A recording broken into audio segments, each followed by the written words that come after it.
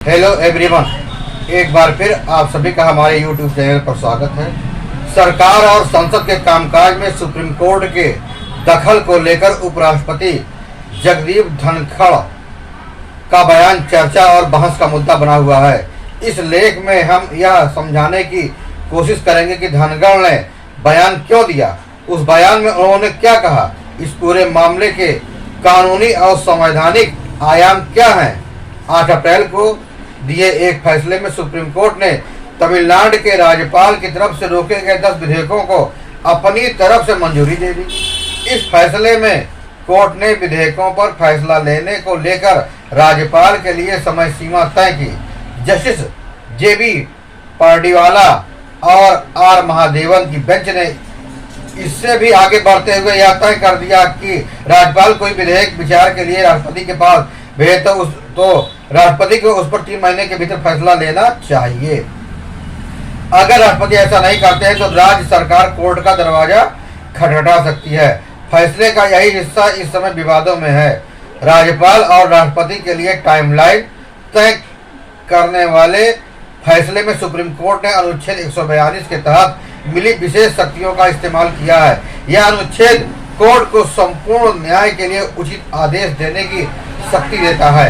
इस पर उपराष्ट्रपति धनखड़ ने कहा कि अनुच्छेद 142 का इस्तेमाल एक मिसाइल की तरह सुप्रीम कोर्ट कर रहा है। उन्होंने अपने बयान में यहाँ तक कह दिया कि न्यायपालिका को पहले खुद की तरफ देखना चाहिए। हाई कोर्ट के जज के घर पर कैश बराबर होने के मामले में अब तक FIR दर्ज नहीं हुई।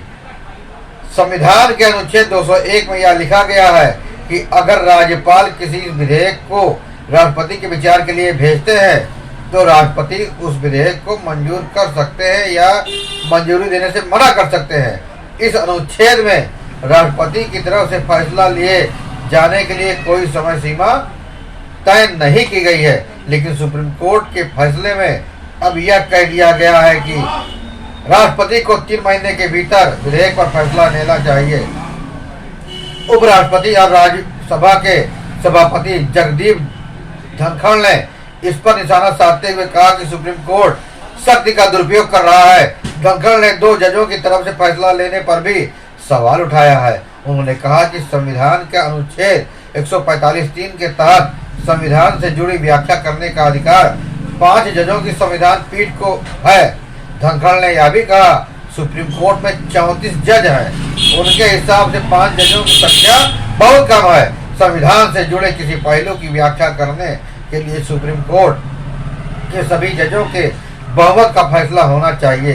कुछ जजों का बैठकर संसद के काम में दखल देना सही नहीं है। ज्यादातर कानूनविद इस बात पर सहमत है कि अनुच्छेद 142 में सुप्रीम कोर्ट को मिली विशेष शक्ति की सीमाएं हैं। अगर कोर्ट को ऐसा लगता है कि राज्यपाल या राष्ट्रपति की तरफ से विधेयकों पर समय से फैसला नहीं लेना गलत है, इस देरी के चलते राज्य सरकारों का कामकाज प्रभावित होता है, तो कोर्ट संविधान में व्यवस्था बनाने की सलाह सरकार को दे सकता था।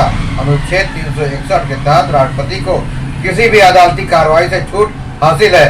कोर्ट की तरफ से राष्ट्रपति के लिए समय सीमा तय कर देना सही नहीं। हालांकि वरिष्ठ वकील कपिल सिब्बल ने एक न्यूज को देते हुए बयान में कहा कि सुप्रीम कोर्ट के फैसले में कोई कमी नहीं है। अगर कार्यपालिका अपना संवैधानिक कर्तव्य नहीं निभाएगी तो न्यायपालिका को दखल देना होगा। सुप्रीम कोर्ट के फैसले को राष्ट्रपति से जोड़कर नहीं देखना चाहिए। राष्ट्रपति केंद्रीय कैबिनेट की सलाह और सहायता से ही काम करते हैं। ऐसे में यह निर्देश केंद्रीय कैबिनेट के लिए है, राष्ट्रपति के लिए नहीं है। सिब्बल ने कहा कि अगर सरकार को इस फैसले से कोई दिक्कत है तो उसे पुनर्विचार याचिका दाखिल करनी चाहिए। सरकार संविधान के अनुच्छेद 143 के तहत प्रेसिडेंशियल रेफरेंस भेजकर सुप्रीम कोर्ट को इस पर राय भी मांग सकती है। ऐसे में एक बड़ी बेंच विचार करके यह तय करेगी कि फैसला सही है या नहीं। आपको यह खबर कैसी लगी? फिर मिलेंगे नई जानकारी के साथ, नई खबरों के साथ। तब तक के लिए जय हिंद, वंदे मातरम।